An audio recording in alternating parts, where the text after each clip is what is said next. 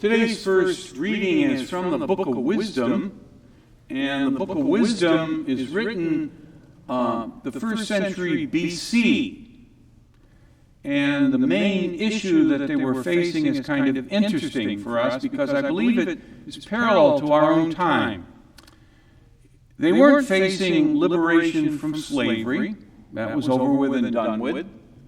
They weren't facing hostility from the Philistines. That too was over with and done with. And they were no longer in exile in Babylon. That was over with. The main issue was religious observance had become unconnected with their daily lives. And so as we heard that reading unfold, we get the sense that there's being an argument that these people that are still trying to persevere in their faith should somehow be proved wrong. And the main issue is observing one's faith seems to be old-fashioned, unrelated to our real life. And following God's love is irrelevant. It doesn't have any application to everyday life.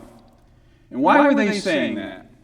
Well, they were saying that because the Hellenic culture of the day, the secular culture of the day, was eating away at the religious way of life that the people had.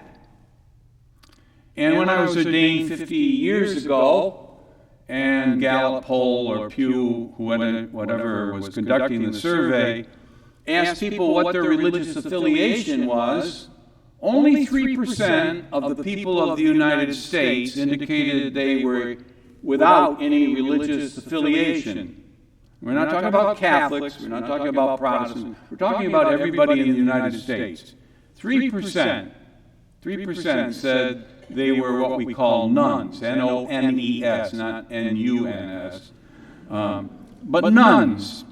And Today, 1 out of 5 Americans claims that. 20%. In fact, the latest statistic is 23%. And if you're Canadian, the Canadians are 25%, so 1 out of 4.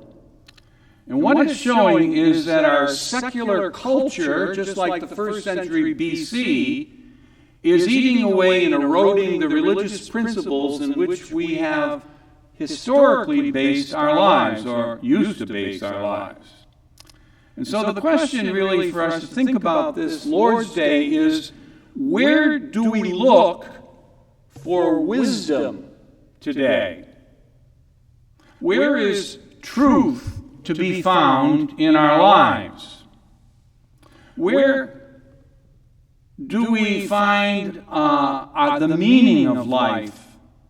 Where do we place our hopes and our expectations? Do we look to our religious teachings, or do we rely upon the majority of our secular culture who puts priority and values on other things? Or to put it in terms of the gospel, the question in today's gospel that Jesus asked, what determines our greatness?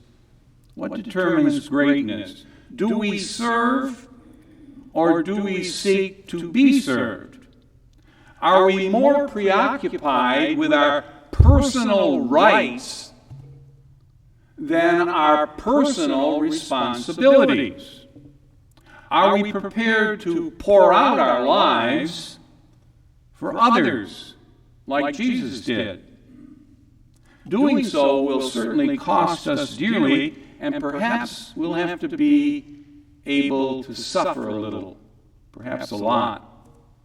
Several Sundays ago, we began to hear as our second reading from the letter of James. And the letter of James makes us oftentimes feel uncomfortable. We feel uncomfortable because James argues that real faith needs to be translated into concrete actions. And every week for the past 3 or 4 weeks, James has posed a question to us for us to think about. I don't know about you, but most Sundays I went back to my room and didn't give it much thought. But 3 Sundays ago he asked, do you notice and attend the well-off, but ignore and turn away from the poor? 2 Sundays ago he asked, what good is it to profess your faith without practicing it? Last Sunday he asked, if those around you have nothing and you do nothing, what good is that? And this Sunday he says, where do the wars and where do the conflicts among you come from? Isn't it your passions that make war within you? Jesus also asked in the gospel today a question. What were you discussing on your way? What were you arguing about? On our way through life, what are we discussing? What are we focusing our lives on? What are our concerns? What do we associate with greatness? How do we measure success? Some believe that the more a person has, the more important and the greater the person is. The less the person has, the less important the person is. God loves us, however, not because we are important. We are important precisely because God loves us. What will bring us happiness? That's the fundamental question that was posed the century before Christ. And I think it's the primary question that we need to focus on in 2021.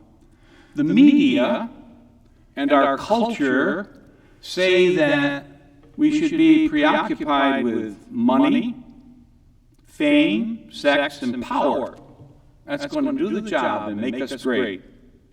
James asks us in today's reading, where do the conflicts come from in our lives? And I say it's precisely those things that our media and our culture advocate for us to go after. Are we so concerned for our rights that we have failed to see our responsibilities? Are we allowing our secular culture to displace our religious heritage? Please stand for our